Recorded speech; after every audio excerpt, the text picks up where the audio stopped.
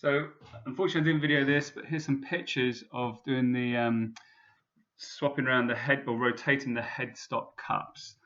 The reason we're doing this is if you get to a certain setup on your bike, you might find it's really great on the brakes, like amazing on the brakes, and really great on the throttle, but it won't turn into the corner.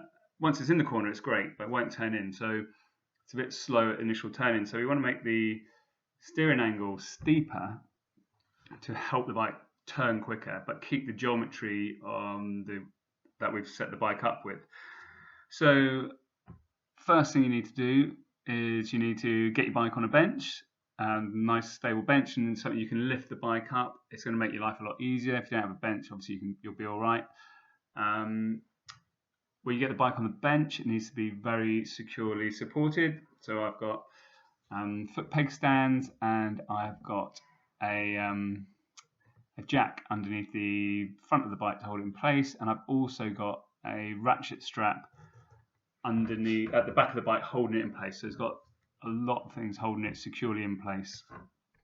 So once the bike is secure, you need to ensure that the front wheel is in the air, because what you're going to be doing is you're going to take out your front wheel, and once you've taken out the front wheel, you're then going to remove your mud guard, release the brake calipers, which you would have already done to take the front wheel off, and once they're off, put them to the side. We're then going to undo the forks to release them. So you've got the triple clamp, lower triple clamp, and the upper yoke. Obviously, fairly straightforward. Undo the Allen bolts and gently remove your forks, put them to one side. And then you need to release the top yoke, which is again very simple now. You've just got one bolt really holds that on.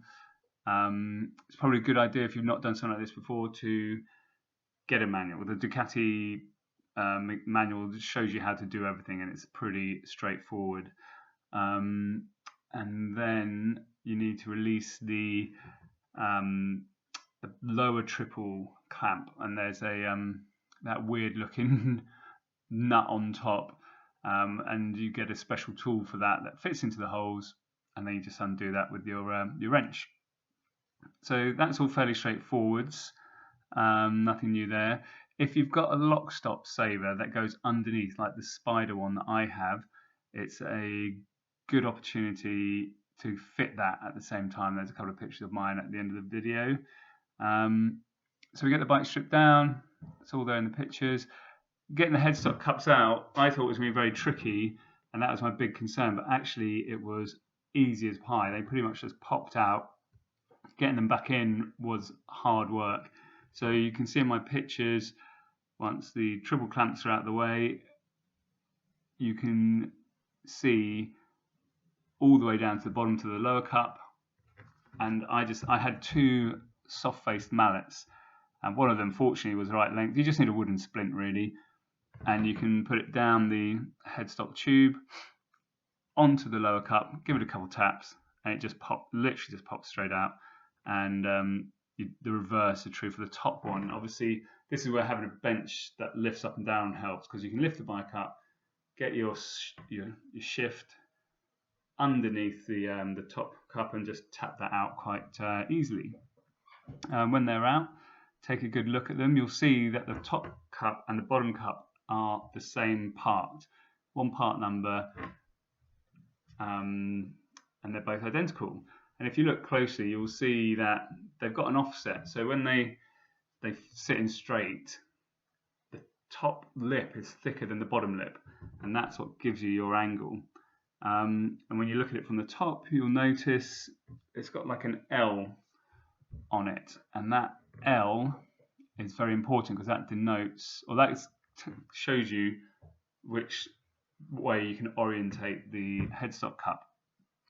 So what we want to make sure is that that L is always above the other L. So when you put them back in, when you look at the top of the bike, the L is on the right. And so what we're going to do, we're going to turn that cup around so the L is on the left.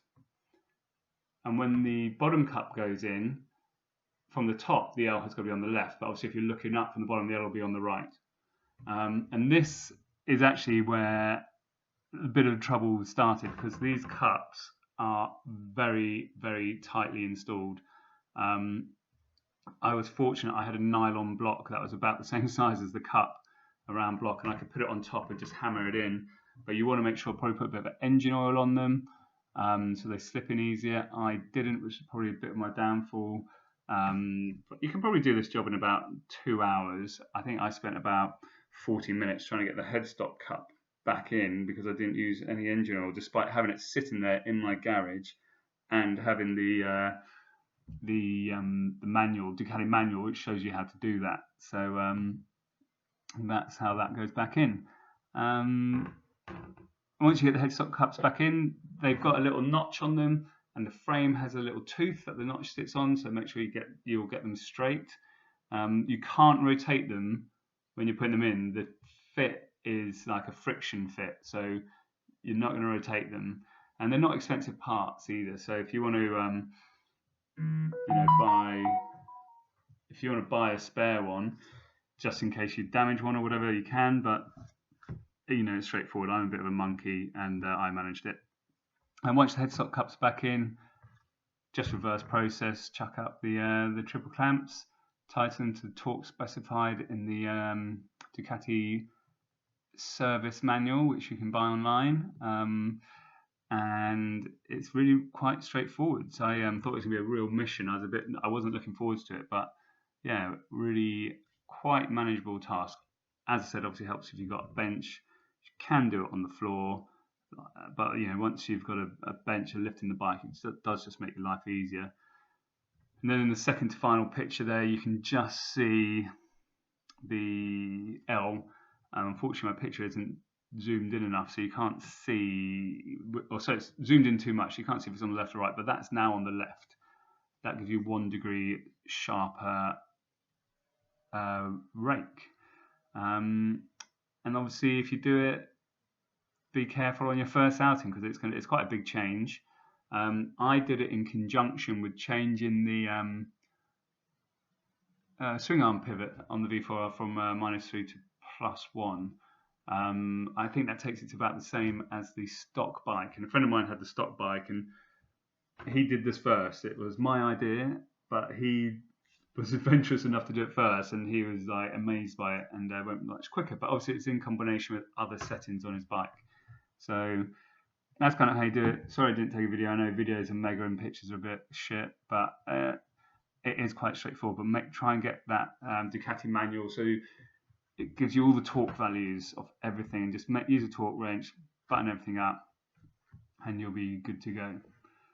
Okay, good luck people that try that, and I hope you enjoy it. It's a good thing to do.